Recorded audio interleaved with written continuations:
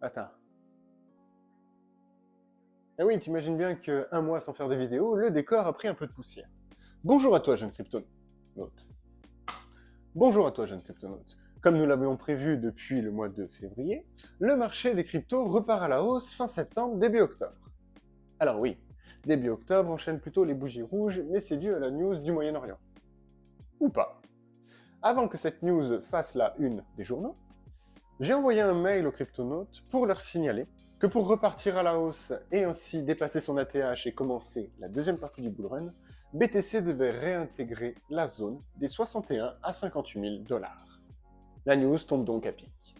Et avant que cette news arrive, j'ai vu des targets totalement folles sur les réseaux sociaux. J'ai vu du 300, du 500, du 1 million de dollars pour Bitcoin jusqu'à la fin de ce cycle. Et vous, les cryptonautes, vous êtes bien plus avertis. Et vous devez vous préparer dès maintenant à atteindre vos objectifs et à réaliser vos rêves. C'est pour cela que dans cette vidéo, nous allons parler de la psychologie de vente. Et dans un premier temps, nous allons parler notamment des biais cognitifs qui peuvent vous piéger. Dans un deuxième temps, nous parlerons des targets de vente.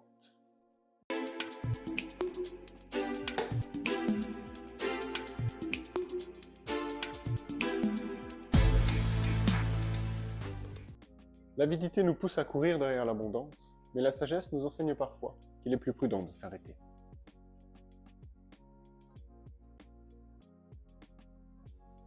On commence par le premier biais que beaucoup vont vivre, le biais du statu quo. L'investisseur a tendance à rester dans sa zone de confort. Et lorsque le marché est haussier, il préfère donc ne pas agir ou retarder ses décisions. Voir son portefeuille dans le vert chaque jour procure un certain plaisir, et vendre perturbe ce plaisir. Surtout si le marché continue de grimper derrière. Et ce biais cognitif a été vécu par plusieurs personnes qui m'ont suivi lors du cycle dernier. Je leur avais indiqué que je commençais à vendre et donc à prendre des profits, et ont préféré retarder leur décision d'un jour ou d'une semaine. Je les ai même eus au téléphone et ils m'ont dit « Oui, je le ferai demain » ou « Je le ferai la semaine prochaine, j'ai pas trop le temps actuellement ». C'est tout simplement le biais du statu quo. Ils se sont très vite retrouvés bloqués dans un marché qui s'inversait, et ne savaient donc plus quoi faire. Ils voyaient leurs profits fondre, ont paniqué, mais nous avons pu éviter quelques drames. Pensez à prendre vos profits et soyez satisfait de ce que vous avez gagné. Le biais d'ancrage. C'est certainement l'un des biais cognitifs qui est le plus dévastateur et le plus destructeur. J'ai vu des fortunes s'évaporer, des rêves se briser à cause de ce biais cognitif. Pour faire simple, vous vous êtes fixé un objectif de vente ou une valeur de portefeuille à atteindre lors de ce cycle. Et de manière irrationnelle, du moment que cette valeur n'a pas été atteinte, vous ne vendrez pas. Si vous avez prévu un prix du Bitcoin à 120 000 $ pour la fin de ce cycle, ce qui est plutôt une target raisonnable, si le prix atteint 115 ou 118 000 $, vous serez paralysé et vous ne vendrez pas. Pareil si vous vous êtes fixé une valeur de portefeuille à 100K, 500K ou même le fameux million. Si vous arrivez à 95-98% de votre objectif, vous serez irrationnellement incapable de vendre et serez bloqué, paralysé. Vous ne vendrez pas et lorsque le marché se retournera, vous commencerez à paniquer. Psychologiquement, ce sera très dur à vivre. Et pensez bien une chose, si le marché commence à se retourner avant qu'il ait atteint votre objectif, vous ne reverrez pas vos objectifs, vos rêves ou votre fortune avant 4 ans. L'excès de confiance. En période haussière, tout monte. C'est facile, ton portefeuille ne fait que monter. Tu te prends pour le nouveau génie de l'investissement, tu prends des profits, tu rachètes, ça remonte derrière, c'est tellement facile. Ouais. Alors, sachez que j'ai moi-même vécu ce biais, et je pense que l'intégralité des gens qui ont investi ou qui sont investisseurs ont vécu ce biais cognitif. Sachez que moi, en plus, j'ai commencé à étudier le marché des crypto-monnaies en 2015 et j'y ai investi personnellement en 2017. J'ai justement essayé de timer mon entrée pour pouvoir profiter d'une hausse. J'ai pris des profits régulièrement, j'ai racheté, parfois même plus cher, mais j'ai fait de l'argent et je faisais de l'argent. Pour moi, c'était facile à ce moment-là. Mais c'est facile pour tout le monde. Le marché fait que monter. À quel moment tu peux perdre quand tu sais que quand tu achètes, ça monte derrière? Et la phrase type, c'est quand tu te dis « c'est facile ». Quand tu te dis « c'est facile », c'est qu'il est peut-être temps pour toi de te remettre en cause. L'aversion à la perte. C'est un biais un peu spécifique puisque l'investisseur va vivre des pertes ou un manque de gains potentiel beaucoup plus intensément que des profits réalisés. C'est la fameuse peur de sortir trop tôt ou de rentrer trop tard liée à un FOMO. Et si vous êtes touché par ce biais cognitif, dites-vous que si vous arrivez à vendre, vous serez capable de racheter à la moindre bougie rouge pour vous dire « le marché a corrigé, il va repartir, il faut que je fasse des gains ». Ou encore pire, si vous vendez et que le marché continue de monter, de racheter en culpabilisant de ne pas avoir fait les profits entre votre vente et votre achat. C'est terrible. À cause de ce biais cognitif, vous êtes incapable de vous satisfaire de vos gains. L'effet de troupeau. Vous connaissez tous la phrase « faire l'inverse de la foule ». Je rajouterais la foule non formée, non initiée. En 2017, il y avait la queue devant la maison du Bitcoin à Paris pour pouvoir justement acheter du Bitcoin. Et il est très dur à ce moment-là de se dire qu'il faut vendre quand les autres achètent. Dites-vous bien que pendant des mois, vous avez acheté un actif dont personne ne parlait. Personne ne connaissait, personne n'en voulait. Et là, au moment où il y a des proches qui viennent vous voir en vous disant « ça y est, j'ai acheté du Bitcoin », vous devez leur dire que vous avez vendu. C'est-à-dire que vous partez du groupe dans lequel les gens viennent vous voir. Le groupe que vous avez peut-être attendu pendant des mois. Des gens qui, pour vous, étaient importants de suivre vos mouvements, de vous dire bah, « moi, je l'ai fait, aie confiance en moi, tu peux venir, vas-y, achète ». Et quand enfin ils achètent, c'est peut-être un peu tard, c'est peut-être le moment où vous avez vendu, où vous vouliez vendre. Et si vous vouliez vendre et que ces personnes achètent, vous faites partie d'un groupe.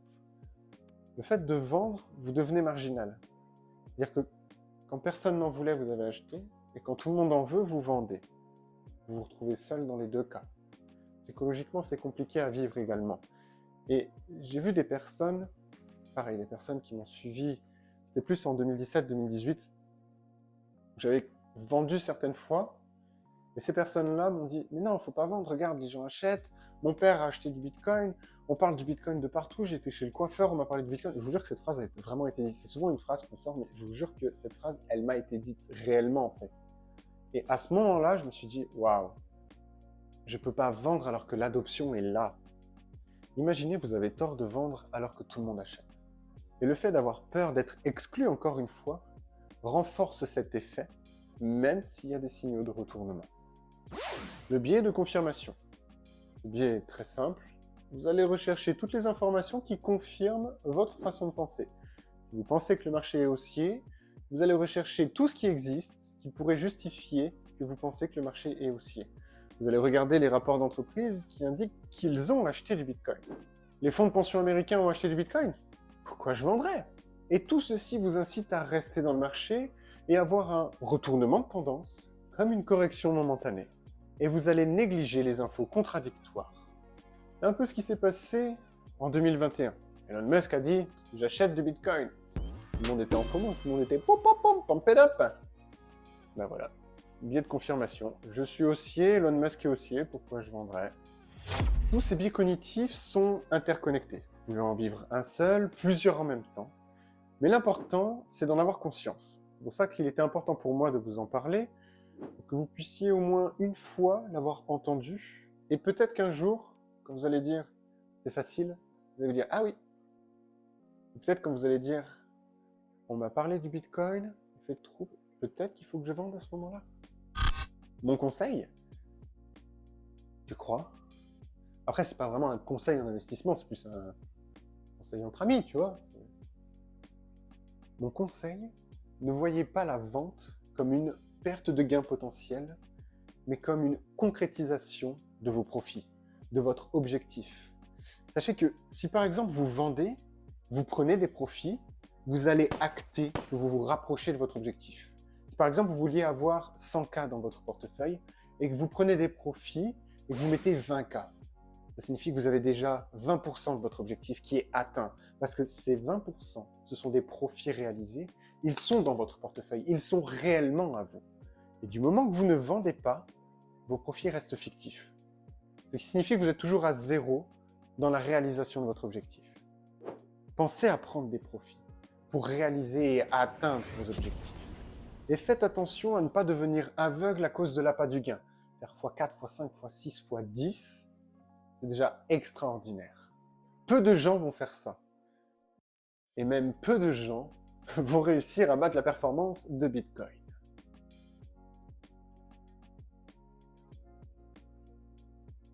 Je vais vendre Bitcoin aux alentours des... Je ne vais pas vous donner de target précise. C'est quelque chose que je réserve aux cryptonautes. Ils sont au courant et avertis en temps réel de mes achats, de mes ventes et du pourcentage d'achats et de ventes que j'effectue ou que je vais effectuer dans le futur. Cependant, je tiens à vous rendre autonome. Imaginez, j'arrête mes vidéos. Je ne vais pas arrêter mes vidéos parce que j'aime beaucoup ce que je fais, mais imaginez demain je traverse la rue et je me fais renverser. Vous allez être là, ah cryptonaute, cryptonaute! Eh ben non.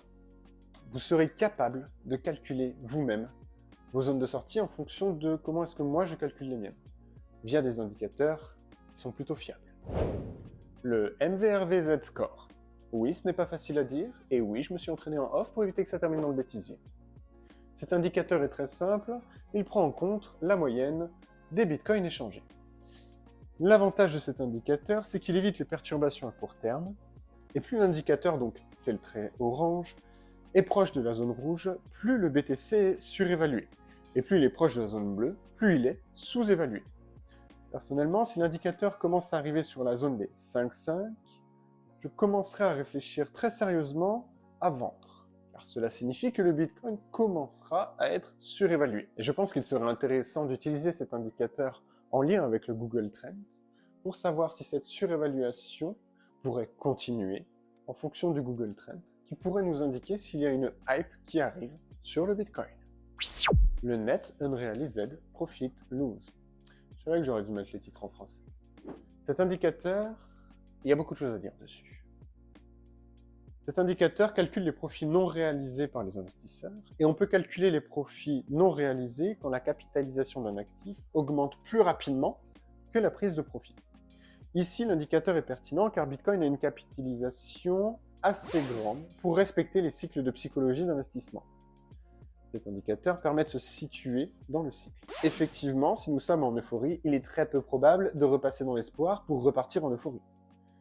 Chose qui a été faite au début de la création du Bitcoin, comme nous le voyons ici. Durant l'année 2010, l'indicateur est passé 3 fois de euphorie à déni, mais comme je vous l'ai indiqué au début, cet indicateur est pertinent quand la capitalisation d'un actif est assez importante. Et en 2010-2011, Bitcoin avait une capitalisation insignifiante. Il est passé de quelques cents à 29 $. Ça fait mal.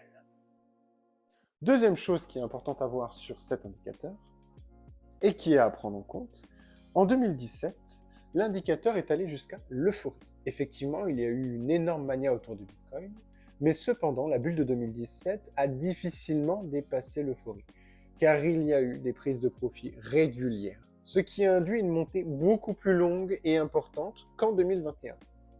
Effectivement, en 2021, il n'y a quasiment pas eu de prise de profit. L'indicateur a touché l'euphorie très rapidement, et la deuxième partie du bull run était ultra rapide. En à peine un an, l'indicateur est passé de capitalisation à euphorie. Sur ce bull run, on remarque que les prises de profit sont régulières. Et plus il y a de prises de profit, plus nous pouvons aller haut dans ce cycle. Ce cycle ressemble un petit peu plus à celui de 2017. Attention, il ressemble à celui de 2017, mais il n'est pas comparable ou exact à celui de 2017. Le fameux P-Cycle Top Indicator. Je dis le fameux parce qu'il a été beaucoup présenté sur les réseaux sociaux. Cet indicateur est très simple puisqu'il comporte juste deux courbes. La EMA 111 journalière de Bitcoin et la EMA 350 journalière multipliée par 2 de Bitcoin. Donc la EMA 111 journalière est en orange et elle croise la EMA 350 multipliée par 2 en vert. Et c'est à ce moment-là que cet indicateur nous indique un top. Encore une fois, c'est quand le court terme dépasse le long terme qu'il est temps de sortir du marché. Et cet indicateur a déjà montré le top lors des 3 derniers cycles, à 3 jours près. Attention avec cet indicateur, car il est observé par énormément de personnes actuellement, et certains préféreront prendre des profits importants peu de temps avant que les courbes se croisent, par peur de vendre trop tard, certainement. Donc ne soyez pas trop gourmands à attendre exactement le croisement de ces deux courbes pour pouvoir prendre vos profits. Par contre, prenez en compte cet indicateur si vous n'avez pas pris l'intégralité de vos profits au moment où les courbes se croisent. The Golden Ratio Multiplier. Parce qu'il y a le mot golden dedans? Ok. Rien à voir. Cet indicateur prend en compte la moyenne mobile journalière 350 de Bitcoin et la met en lien avec le nombre d'or, d'où le nom golden, et les séquences de Fibonacci. À chaque cycle, nous perdons une séquence de Fibonacci. Donc normalement, nous devrions avoir un top, d'après cet indicateur, autour de la moyenne 350 journalière x 2. Pareil, vous pouvez mettre cet indicateur sur TradingView assez facilement. C'est probablement la dernière fois que cet indicateur est utile pour calculer un top de marché, car il a été conçu pendant et pour les phases d'adoption précoce du Bitcoin. Techniquement, avec les ETF, la dernière séquence de Fibonacci, cet indicateur atteint ses limites. Je viens de vous donner 4 indicateurs qui sont très pertinents et très précis pour pouvoir calculer un top de marché. Mais seriez-vous capable de vendre à 115 ou 120 000 cas, dont l'intégralité du marché crypto-monnaie va parler de 200 ou 300 000 cas pour la fin de ce cycle? Mon conseil pour vous aider, tous ces indicateurs indiquent des zones de surchauffe, voire même des zones de vente très précises. Cependant, pensez bien que beaucoup de gens regardent ces indicateurs puisqu'ils sont gratuits et accessibles pour tous. Donc il serait préférable de commencer à prendre des profits lorsque les premiers signes de surchauffe commenceront à se faire ressentir sur le marché du Bitcoin. Durant ce cycle, il est très difficile de prévoir une target très précise du top du marché de Bitcoin. On est en train de consolider sous la TH actuellement et il n'y a aucune hype sociale. Pensez bien que la hype sociale peut faire exploser le prix du Bitcoin. Le prix du Bitcoin a dépassé son ATH pré-halving, une chose qui n'était jamais arrivée durant toute la vie du Bitcoin. Et ça n'intéresse personne. Que Bitcoin n'intéresse personne à 15 000. Quand le deuxième plus grand exchange implose, quand on voit que des investisseurs professionnels ont perdu l'intégralité du capital parce qu'ils ont mis des gros effets de levier, c'est normal. Bitcoin n'intéresse personne à ce moment-là. C'est logique. Par contre, que Bitcoin fasse quelque chose qu'il n'a jamais fait depuis son existence, faire un ATH avant le halving, ça intéresse personne? Pas de hype sociale, pas de nouveaux investisseurs? Ça me pose quelques questions personnellement. Et la hype sociale, c'est un des facteurs qu'on ne peut pas contrôler. Si nous avons une hype sociale, comme en 2017 nous avons eu, il sera beaucoup plus facile de bouger le prix de Bitcoin au-delà des 120 000 $. Mais sans cette hype sociale, ça va être très compliqué de faire bouger une capitalisation aussi grosse que celle de Bitcoin.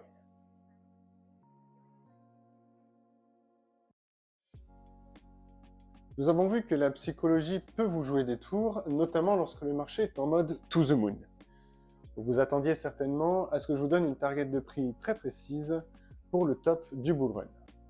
Malheureusement, c'est quasi impossible de prévoir un top de bull run, et ce serait très irresponsable de ma part de vous dire aujourd'hui, il faudra vendre Bitcoin à tel prix. Et on va jouer à un jeu, vous et moi. Vous allez imaginer Bitcoin à son top, et vous allez mettre son prix en commentaire. Celui qui sera le plus proche recevra 100 USDT. Je lui enverrai personnellement 100 USDT. Alors, je connais les petits malins qui vont attendre que Bitcoin fasse son top et qui vont revenir sur la vidéo et le mettre en commentaire. Tous les commentaires après le 31 décembre 2024 ne seront plus pris en compte. Donc vous avez encore quelques mois pour imaginer le prix du Bitcoin à son top. Si par exemple il y a des égalités, on partagera en fonction des égalités. C'est-à-dire s'il y a deux personnes qui sont aussi proches l'une de l'autre du prix du Bitcoin à son top, ils auront 50 USDT chacun. On ne va pas compter les centimes, vous faites des chiffres ronds, 122 500 $ par exemple. Je vous ai dit qu'il valait mieux vendre progressivement pour lisser ses profits.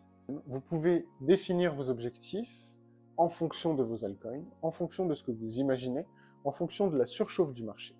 Commencer à vendre signifie vendre 10-20% de son bag. Cela permet de lisser ces profits. Vous ne vendrez jamais trop tôt puisque vous aurez des profits, normalement relativement importants, puisque vous êtes investisseur. Donc vous ne vendrez pas à plus 5 ou 10%. Là, actuellement, on est à plus 3 ou 400% par rapport à notre investissement de départ.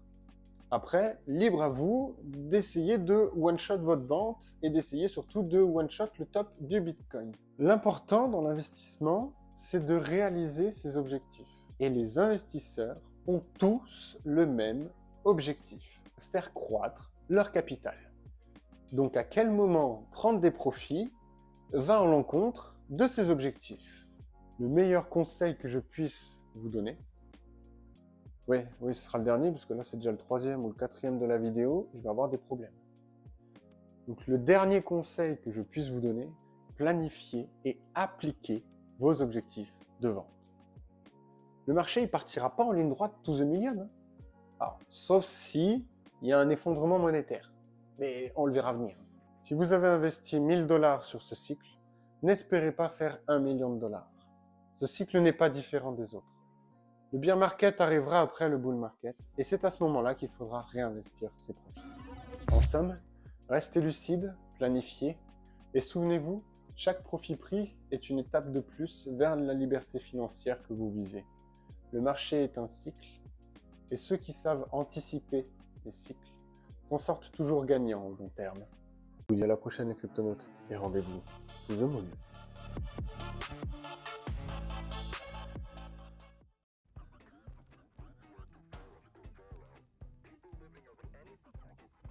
Ce que vous voyez pas, c'est que ce petit chat, il attend que je lance le plumeau pour jouer avec. Hein?